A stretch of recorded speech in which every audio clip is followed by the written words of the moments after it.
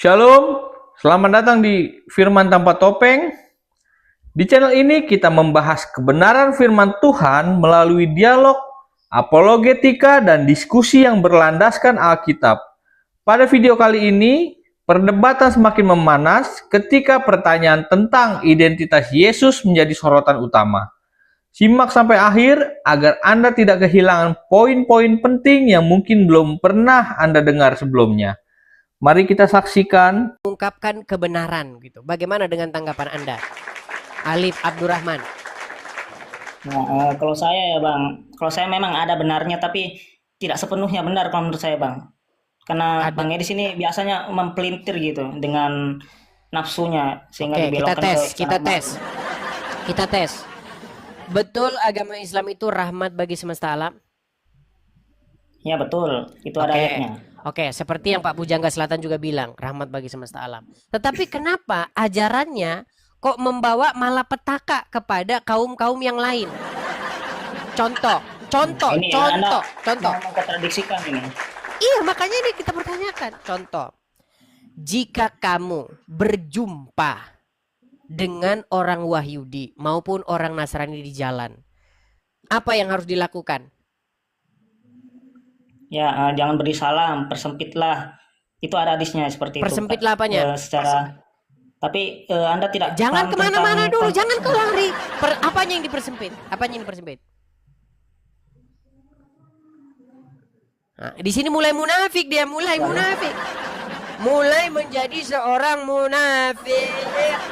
Apanya yang dipersempit? Persempitlah jalan mereka. Iya, jalan mereka dipersempit. Artinya apa? Hidup seorang Wahyudi maupun Nasrani kalau ketemu dengan orang Muslim di jalan disusahkan hidupnya. Apakah itu yang disebut? Apakah itu yang disebut rahmatan lil alamin? Jangan Anda framing pada saat apa dipersempit jalan orang yang pada saat ketemu. Gimana sih? Pada saat bertemu. Kondisi perang. Itu ngarang, itu tambahanmu. Kita ngobrol kayak seperti ini. Itu tambahanmu, ngarang-ngarangmu saja. Aslinya itu hadis tidak ada hubungannya dengan perang atau tidak. Itu hadis berbicara secara umum. Kalau kamu berjumpa, jangan kamu beri salam, bahkan pepet mereka di jalan yang sempit. Terus ada lagi perkataan begini, janganlah makananmu dimakan oleh mereka kecuali orang-orang bertakwa. Bagaimana itu menjadi rahmatnya di mana? Mungkin begini Bang Adis, saya silakan. Karena orang-orang Islam sekarang ini hanya Islam katanya, dia tidak memahami betul tentang Islam itu. Dari kata-kata dengan ucapan Bismillahirrahmanirrahim dengan nama Allah yang Maha Pengasih lagi Maha Penyayang, berarti kita segala makhluk apa yang diciptakan oleh Allah ini wajib kita menghormati dan menyayangi apapun harusnya, itu agama. Itu buat saya. Harusnya seperti itu kan? Itu buat saya tapi. Iya, pengasih penyayang. Tetapi Muslim kalau naik ngamuk, marah, nggak ada kasih sayang. Ngamuk, marah, Coba Alif Abdurrahman, gimana kau jelaskan itu? Makanya kan saya bilang begini, apa yang saya utarakan terus dan terus di sini. Wahai saudara-saudaraku kaum muslimin wal muslimat. Al-Quran datang tidak menyalahkan Injil, tidak menyalahkan Taurat. Yang menyalahkan Injil dan menyalahkan Taurat itu kaum ulama. Dan kalian korban daripada ulama-ulama itu. Al-Quran datang untuk membenarkan Injil, membenarkan Taurat. Artinya Al-Quran dan Taurat harus sejalan. Al-Quran dan Injil harus sejalan. Itu. Tetapi yang kalian percaya, yang kalian percaya bukan Taurat dan Injil. Yang kalian percaya itu buku-buku hadis itu. Yang isinya apa? Yang isinya adalah banyak kebencian kepada Wahyudi dan Nasrani. Itulah yang kalian percaya. Makanya sampai sekarang kalau ketemu Wahyudi tapir, ketemu Nasrani tapir. Gimana? Oke, kalau Nah, silakan. kan tadi kan Anda menyebutkan katanya secara umum yang mempersempit jalan orang Yahudi dan Nasrani. Padahal realitanya kan sekarang nggak seperti itu.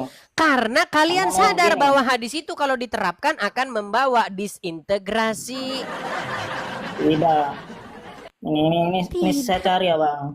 Eh, Ini konteks hadis persempitlah jalan Yahudi dan Nasrani. Nah, hadis tentang larangan memulai salam dan mempersempit jalan bagi Yahudi dan Nasrani yang diriwayatkan oleh Imam Muslim nomor 2167 dari sahabat Abu Hurairah secara historis dan kontekstual. Para ulama menjelaskan bahwa aturan ini berkaitan dengan situasi ketegangan politik atau saat kaum muslim berada dalam kondisi konfrontasi menghadapi musuh, bukan sebagai pedoman interaksi itu sosial bukan sehari-hari dalam hadis, masyarakat. itu bukan hadis, Nah. itu adalah karangan para ulama. Yang kau baca itu bukan hadis, itu karangan ulama. Astaga. Kamu harus bisa Saya membicarakan membedakan. Gini, konteksnya, dengarkan. konteks hadis itu Alif. pada saat perang. Kamu itu harus bisa membedakan mana hadis, mana omongan para ulama tentang hadis.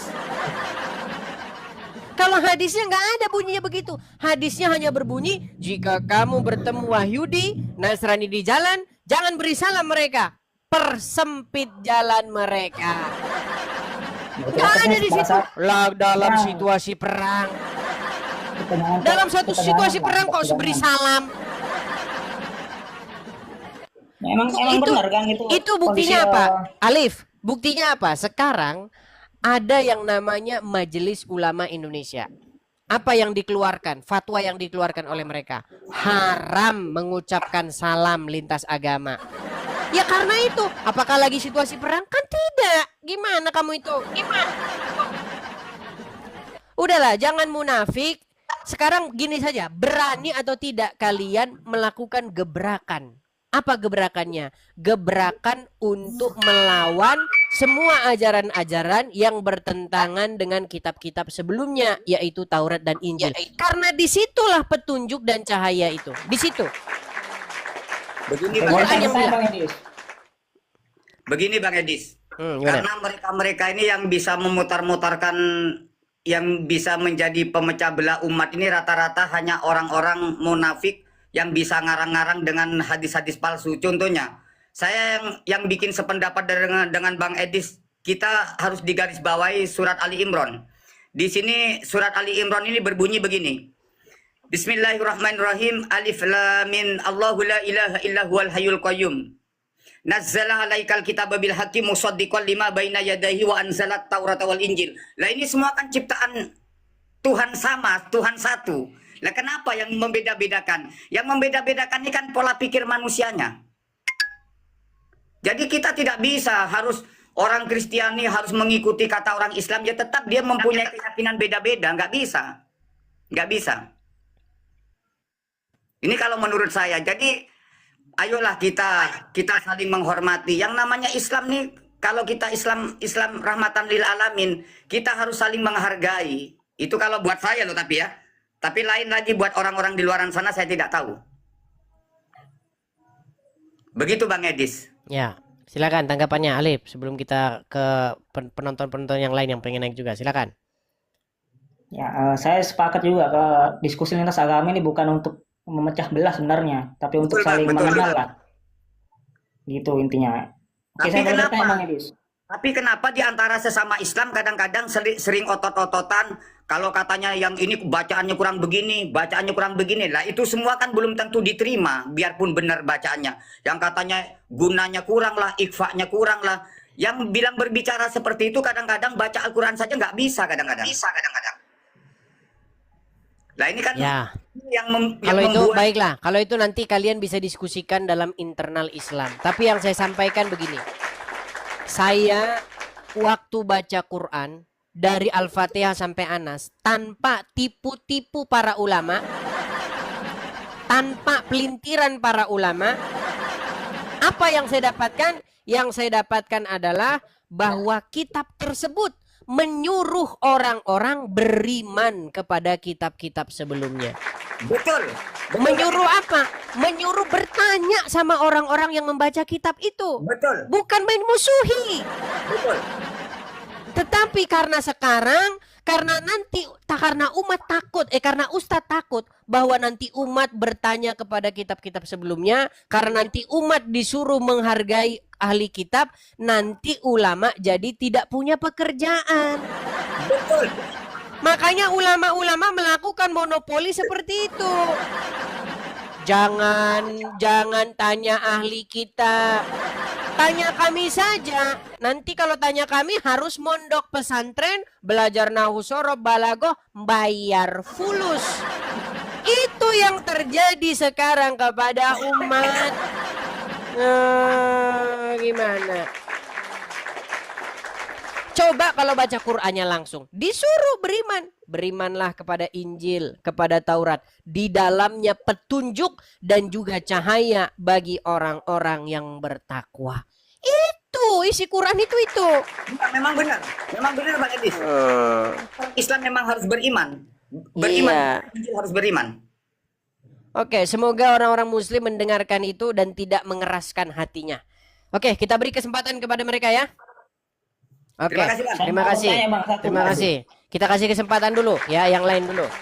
Aduh, Anda ini langsung lari Anda ini. Saya belum Bukan bertanya. lari, kita beri kesempatan dulu. Terima kasih sudah menyaksikan video ini sampai selesai. Jika pembahasan ini membuka wawasan dan menguatkan iman Anda, dukung pelayanan ini dengan menekan tombol like, subscribe, dan aktifkan lonceng notifikasi agar tidak ketinggalan pembahasan apologetika Kristen berikutnya. Bagikan video ini kepada keluarga, teman, dan saudara seiman agar semakin banyak orang mendengar kebenaran firman Tuhan. Tulis pendapat Anda di kolom komentar dengan penuh kasih dan hormat, karena setiap diskusi yang membangun dapat menjadi berkat bagi banyak orang.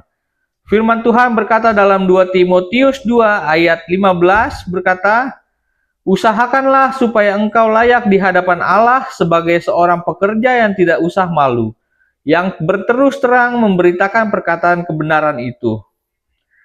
Tetaplah berpegang pada kebenaran firman Tuhan, uji setiap ajaran dengan Alkitab, dan jadilah terang bagi dunia." Saya Firman tanpa topeng. Tuhan Yesus Kristus memberkati kita semua. Shalom.